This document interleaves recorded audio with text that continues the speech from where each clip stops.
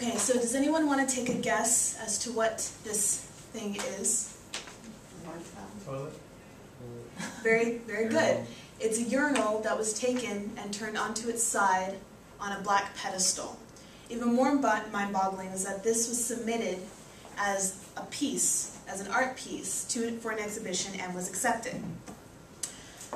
Why is this important? This is important because this has become the most recognizable piece in an art form called Dada. Created during World War I, Dada was formed from a society's disillusionment of the nature of war and a rejection of the prevailing standards of art. During my speech, I will explain the beginnings and its purpose, its promotion techniques, and other art techniques that were used. And I will talk about Marcel Duchamp, who created this piece and was the most recognizable artist of the form. Dada was formed in February of 1916 by Hugo Ball, who was a poet and owned a club called Cabaret Voltaire in Zurich. The club was a hangout for intellectuals and artists where they could discuss politics and art.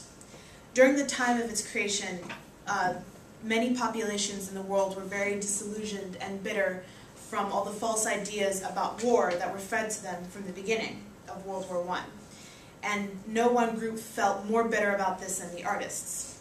Because of this, they decided to create a new art form that strived to be new, to reject all standards of not just art but also society as well. They decided to call this art form Dada, which was a nonsensical word that spoke to the nonsensical nature of the form.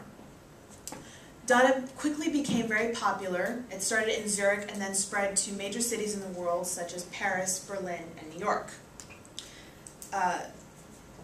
Dada was formed as a reaction to the violence of World War I and the false ideas people were fed about the war itself. Dada was considered anti-art and looked to destroy all traditional conventions of art at the time. This was made apparent in the way they promoted the art form through an event called the Dada Fair, which was constructed by artists with the purpose of discomforting and disturbing their audience. Examples of ways that they would do that would be forcing them to come through the exhibition through a bathroom, having a young girl read obscene poetry while wearing a communion dress, and putting on art pieces with an axe next to them, giving the audience a chance to destroy them if they chose to. The ideas of Dada, the values, also lent themselves to literature and poetry. Hugo Ball demonstrated this through his poems, which use a language which is best described as gibberish. Other ways that their ideas were presented were through the techniques that were used, such as collage, photomontage, which was a modern incarnate of the collage and used newspaper clippings and photographs and putting them together, and ready-mades, which was a technique that was invented by Marcel Duchamp and basically took simple objects and twisted them to serve a different function. So here it looks like it used to be an iron, but now it looks like a sort of comb. Marcel Duchamp, this wasn't the only thing that he contributed to the art form. He contributed also thoughts and ideas about it too. He was born on July 28, 1887, to a family of artists that heavily influenced him and his artistic process.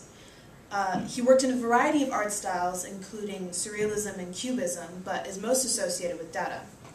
Some of his more famous works include The Fountain, which is what this is called, LHOOQ, which, when read aloud in French, translates to "she has a nice butt." The Bride Stripped Bare by Her Bachelor's Even, Bicycle Wheel, which you can see he just took a bicycle wheel and attached it to a stool, making it an example of a ready-made, and Rose Vie, which was a pseudonym and an alter ego he adopted and portrayed through a series of photographs of him as a woman. Marcel Duchamp believed in challenging conventional thoughts on the artistic process. So instead of agonizing about a specific art piece for several years, he would just make a simple one through simple actions and turn it in as his own piece. This contributed to the overall value of Dada art, which is to destroy all conventional ideas about art. Through confrontational artwork and public provocations, Dada served its purpose by defying prevailing standards of art and creating new art, a creation that has lasted throughout the years. And even though the movement itself only lasted a few years, it made a long-lasting impression on modern art. You can look for this impression the next time you go visit an art museum. Thank you.